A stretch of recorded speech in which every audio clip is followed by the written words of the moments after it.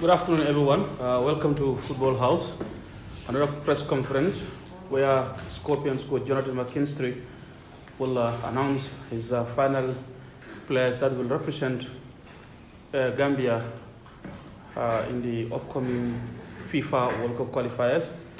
It's going to be a very short one. I can see already that only a handful turn up this time compared to previous ones because the other day at the iftar, I think we the journalists fired all our shots. So just without much ado, it's going to be 30 minutes maximum. Coach, the bat is to you. Yeah, welcome everyone. Thank you again for turning up. It's good to get the information out to all of our supporters and sort of stakeholders around the country. So obviously the upcoming games, two important World Cup qualifiers against Kenya and Cote d'Ivoire. I know there'll be plenty of questions about those two opponents, two very different opponents, different sort of games we're expecting. And yeah, we've been quite pleased in terms of the squad we've been able to select. Obviously, we released the provisional squad earlier in the week in terms of those who were right on the cusp of being selected. And then we've informed those that are in the final squad this morning of who sort of made the cut and who would have to wait for another opportunity. So in terms of the squad itself, goalkeepers, Ibrahim Ajarju, Sheikh Sibi, Musa Dibaga, who's coming in for the first time. Defenders, Omar Gay returning to the squad, Joseph Cisse, Dadi Duduge, Omar Colley, Mamadou Lion Njai, and Sheriff Sinyan returning to the squad. Midfielders, Sekou Toure, who potentially could make a debut, Ebu Adams, Abubakar Bari, Alassane Mane, Mamadou Badjo, Ibrahima Darbo, and Ablaye Jallow. And then forwards, Moussa Barrow, Aliou Fadera, Jibril Silla coming in for the first time, Yankuba Minte, Abdoulaye Sanyang, Ali Sow, Abdoulaye Cisse, and Alassane Jatta. So that's a 24-man squad, which has 3 new faces in it in terms of Jibril Silla, Sekou Toure, and Musa Dibaga. Yeah. Good afternoon, Mr. McKinstry. I am Mohamed Ba, the sport journalist of Quad FM Radio. I want to ask you this question. Why do you decide to call in these 3 new players that you just mentioned in your introduction? Why do you bring them on board? So ultimately, it's about consistency of performance. So new players pop up all the time. I think the idea that in the Gambia we have a lot of players who go out there into the world. We've even seen over the last few months a high number of young, talented players leave these shores to play in the professional game. And naturally, you make 1 or 2 appearances initially and you start breaking through. And sometimes I understand that you see an exciting young player and he's made a few appearances and you think, oh, we want to see more of him. But for the national team, in general, we want consistency of performances. It's not good enough to put 3 or 4 games together. It's about long term. And for the 3 you look at in particular, Musa Dibaga in goals, obviously grew up in Spain, Spanish-born to Gambian parents, signed his first professional contract in the summer with Inverness Caledonian Thistle in Scotland and has been their number 1 goalkeeper all year. So he's maybe put in 23, 24 consecutive appearances, has got man of the match in a number of appearances, big performances, saved a few penalties over the year. And we've done a deep assessment, the goalkeeping department as well, and we really like what we see of him. But again, it's not a case of 3 or 4 games. He's been the number 1 goalkeeper since August for his team. So, and at a good level. So we like that. Sekou Toure, obviously someone I think a lot of Gambians will know about, has had some injury problems in his early part of his career, but this season he's really had consistent form. Ever since he's got into the team around September time, he has been a regular. He started about 90% of the games for Grenoble in central midfield. He's also a flexible player in that if you needed him to drop into the defensive line, he can also do that. So we like that. And then in Jibril Silla, he's a player who this season, in Tanzania has had a really consistent run of form. And I think one of the things we've been really pleased about is he's been playing regularly for about, let's say 12 or 13 months now. But what he's added to his game in the last 2 to 3 months is goals. Before he was maybe getting 1 goal here, an assist there, and over 10 games, maybe a goal and a couple assists. Whereas now, you're seeing every game almost, he's getting an assist, he's getting a goal, he's having big contributions. So again, we saw him early, but then it was okay. Can you maintain that level? Can you maintain your place in the starting lineup over 20 games, over 30 games? And when you can do that, it really is a signal to be, hey, I'm actually ready to step up, because that's what it is. When you come to the international level, it is stepping up, and you need to be ready for that. So that's the reason generally for all players who get a chance, but in particular for those three. Coach, I'm Sexy and Capital FM. Well, in your last two outings, we've seen Barry played a very, very crucial game, Bajo, and one can assume that in the future we have two great protagonists for that midfield, because when they came on, they really added ball retaining ability, and going forward, we were absolutely brilliant.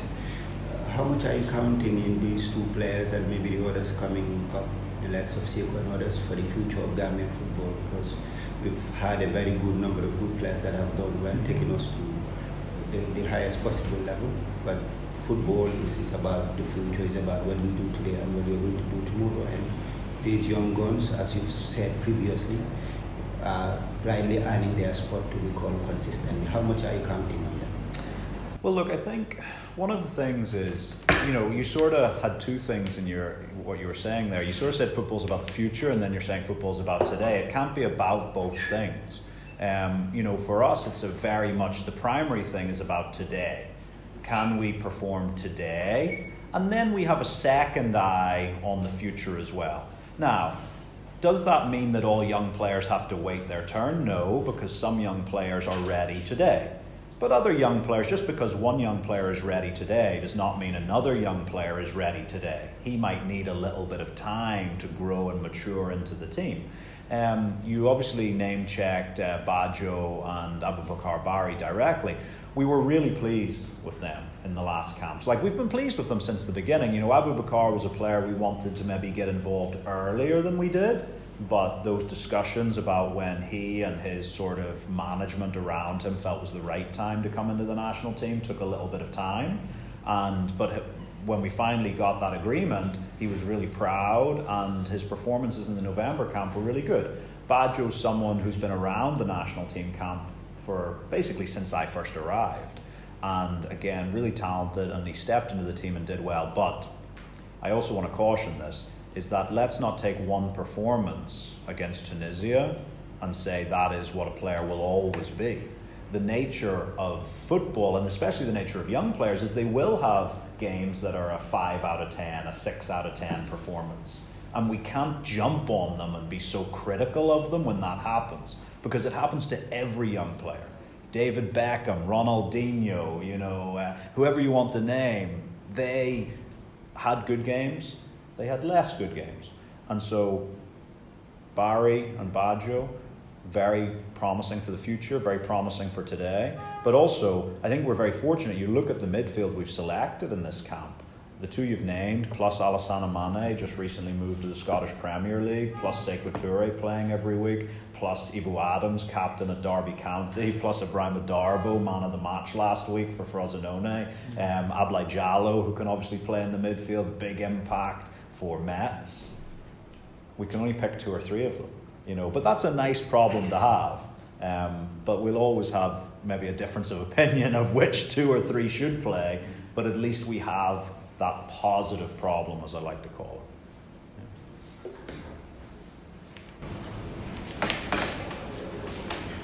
Coach, good afternoon. My name is Mobudu Gajaya. I work at QTV as the sports reporter and presenter as well. I want to talk about the captain, Omar Koli. Since he's moved from Besiktas to the Greece Superliga, he doesn't get that much game time in terms of performances. Although in one of the Europa League matches where his team played against Manchester United, we saw his performance was very good. But since then, he didn't have that much game time. Is this a little bit worrying for you as far as the team is concerned? Your captain not having enough minutes at his club? So I think your observation is a fair one in terms of Obviously, Omar's moved. PAOK in Greece, a big club. And you can just look at their squad list. You know, they're very active in the transfer market. They've got a lot of players. And look, every coach has his own approach. And there's no right way or wrong way. Someone said it to me last week, as we're all trying to add up to 10, and maybe I do 5 plus 5 and you do 8 plus 2. We all get to the final thing of 10. And so there's no right way. At PAOK, it's very clear that squad rotation is a big thing. You know, they can win one game with one set of players, and then the next game, when I might keep the same team, the coach there prefers to rotate and maybe change 4 or 5 of his players. Now, what that's meant is that Omar has played less minutes this season than maybe any of the last 10 seasons that he's played. But the good thing is, you know, Omar's the ultimate professional. You know, we know, even though he's not in the lineup every week for PAOK, that he's looking after himself. I talk to him on quite a regular basis to keep up to date with where he is on things. And yeah, so if it was a younger player or a player who maybe was a little bit more casual in how he looks after himself, there might be more of a concern. But for Omar, we know how serious he is about his role with the team. Would I prefer him to be playing more minutes? Absolutely. But in the short term, it's not so much of an issue for us. We'll deal with the long term when that happens. Your next 2 games against Kenya and Cote d'Ivoire, 2 distinct teams in terms of the way they play. At your level, how are you going to approach both teams in terms of playing against them? I know since you came to the Gambia national team, your philosophy is to keep the ball, attack as much as possible, also factoring that you have to defend very well. In the last AFCON qualifiers, your team scored 6 and conceded 6, goal difference 0. Can something change in terms of your defense and also your attack, considering the 2 positions that you're facing? Yeah, I think it's interesting. There's different layers to sort of analyse things. Obviously, in the last 2 AFCON qualification campaigns, the goal difference has been 0. Because the previous one, it was also 0. It was 7 for, 7 against. And so that's been common for the Gambia in recent years. One of the things that was very positive of the last campaign was actually our expected goals was triple the previous campaign, and our expected goals against was almost half of the previous campaign. So in terms of chances created and chances given up, we've improved significantly across the last 2 years. But now it's about just that quality in the final moments. You know, can we make sure that those expected goals turn into real goals? Because ultimately that's all that matters, isn't it? You know, how many times it actually goes in the back of the net. So yeah, it's about being a little bit cleaner. We're going to continue on the path we've been playing because we've seen great positive improvements and the guys are really enjoying it. But we are going to take the next step in that evolution. I always say, you know, football and changing a team's philosophy and identity, it's not a light switch. You don't do it in one day. It's more like reading a book. You start with chapter 1, you work through chapter 2, chapter 10 to chapter 20. Last year, the first 8 months, we were in the introduction and the players were understanding about how we want them to play, you know, the mentality of it, some of the small details. Now we're moving into the main part of the book where you're going to see 1 or 2 new changes. Like, I'm not going to tell you what they are because I'm not going to flag them up to anybody, but you will see something in these games where you'll go, okay, that's different. And I think, but it was always the plan. It was the plan from day 1, but you couldn't do it on day 1 because it would have been too much. So you have to take 1 chapter at a time. So, and in terms of these 2 games, 2 very different opponents, but we have very clear game plans for both of them. And I think we can play in both ways. I think you saw even against Tunisia where maybe we had less of the ball, we still created some really good chances and ultimately won the game. Against Tunisia in the first game, even though we lost the game, again, we created really good chances. So yeah, I think both games are going to be good. And I think, look, there's no reason we can't take 6 points from the games. It's going to be really difficult. 6 points is not easy. We've talked about Ivory Coast's record already, But if we play to our best, we can match any team on the continent, and so we're looking forward to these games. All right, thank you everyone for coming.